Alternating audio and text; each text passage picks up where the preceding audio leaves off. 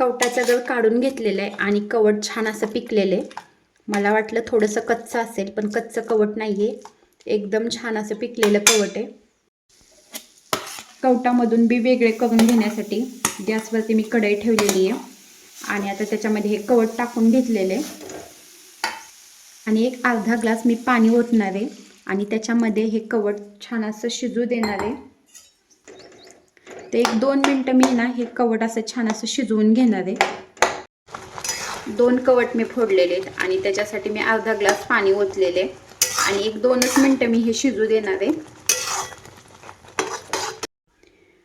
इथं हे मी पातेलं घेतलेले आणि ही पुरणाची चाळण आहे. तर आता मी हे जे कवट शिजवलेलं आहे ते ह्या पुरणाच्या चाळणीमधून गाळून घेणार आहे.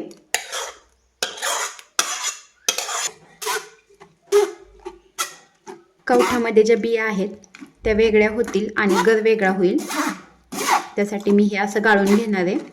आणि शिजवलेलं आहे कवट, त्याच्यामुळे वेळही जास्त लागत नाही, लगेच बाजूला होत आहेत बिया. आज आहे महाशिवरात्र आणि महाशिवरात्रीला कवठाची बर्फी खाल्ली जाते, त्यानंतर नैवेद्य दाखवला जातो. कवठातला गर आणि बिया पूर्णपणे वेगळ्या झालेल्या आहेत. ह्या अशा एवढ्या बिया निघालेल्या आहेत आणि हा गर एवढा निघालेला आहे. अंदाजे 1.5 वाटी गर आहे हा. कवठाची चव ही छान अशी आंबट गोड असते, तर बर्फी बनवण्यासाठी मी गूळ वापरणार आहे. 1.5 वाटी गर आहे, 2 वाट्या गूळ घेणार आहे. गूळ मी हा असा कापून घेतलेला आहे. गॅसवरती मी कढईमध्ये आता हा गूळ टाकून घेतलेला आहे. गूळ वितळण्यासाठी मी पाणी वगैरे काही टाकलेलं नाही, आहे असा गूळ कढईमध्ये टाकलेला आहे. गूळ हा पूर्ण वितळलेला आहे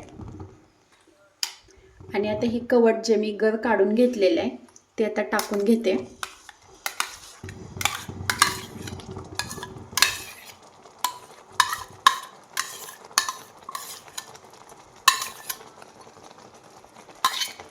बर्फी तिकडे तयार होतीये, तोपर्यंत मी ज्या भांड्यामध्ये बर्फी बनवणार आहे त्या भांड्याला तूप लावून घेते. म्हणजे असं तूप लावून घेतलं म्हणजे बर्फी पटकन निघेल, चिकटणार नाही. बर्फीची चव ही आंबट गोड असते, तरी थोडंसं सेंधव मीठ टाकलेलं आहे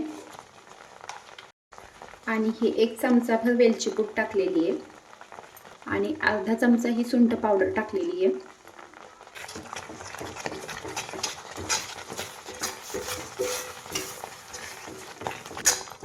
सगळं छान असं एकजीव करून घेतलेलं आहे. कवट शिजवताना मी जे काही पाणी टाकलं होतं ते सगळं पाणी आटलेले.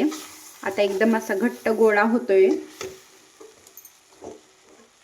हे तूप लावून जे भांडं ठेवलेलं आहे ह्या भांड्यामध्ये आता मी ना हे कवटाचं मिश्रण काढून घेते. ह्या वाटीलाही मी तूप लावून घेतलेले आणि आता हे पसरवून घेते.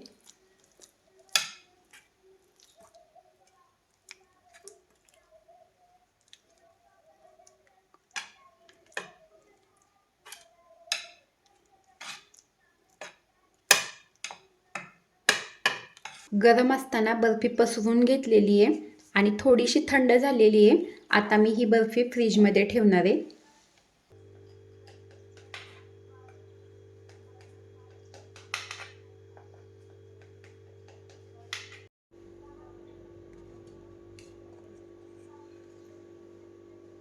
ही अशी बर्फी झालेली आहे.